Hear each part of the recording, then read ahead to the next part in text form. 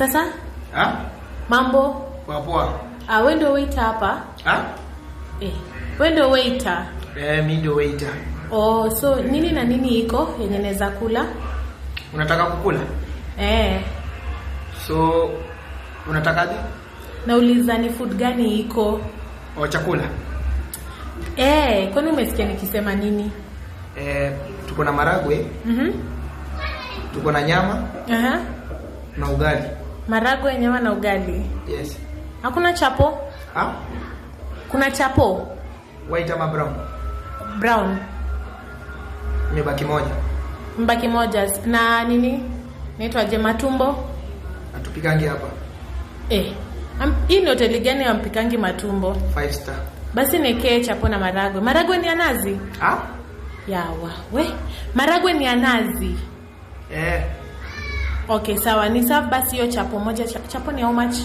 Ni 40 bob. Inatoshana aje? Vile inatoshana? Unless nitakuletea upime. Hebu niletee hiyo. Ni serve basi hiyo chapo na hiyo maragwe ya nazi. Maragwe imeisha. Si umeniambia maragwe iko? Nilikuwa nafikiria iko nika realize imeisha. Na hata hujaenda kuconfirm, unajua aje imeisha. Kwani wewe pia unapika hapo? Na uko na kiburi. Si hivyo. Na kazi yako tu ni kuserve watu. Watu kama wewe. Basi niletee, umesema ugali na nyama? Nyama. Sawa, niletee hiyo. Ugali unauzaje? Ugali pekee? Hatuuzi. Mungu wangu jamani.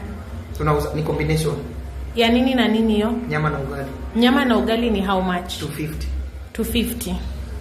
Okay, sawa, niletee plate moja. Ugali na nyama? Si ndio? Wet fry ama? Hiyo nyama kuna wet fry na kuna gani nyingine? Na boiled. Sitaki boiled. Nitaka wet fry na ugali. Wet fry?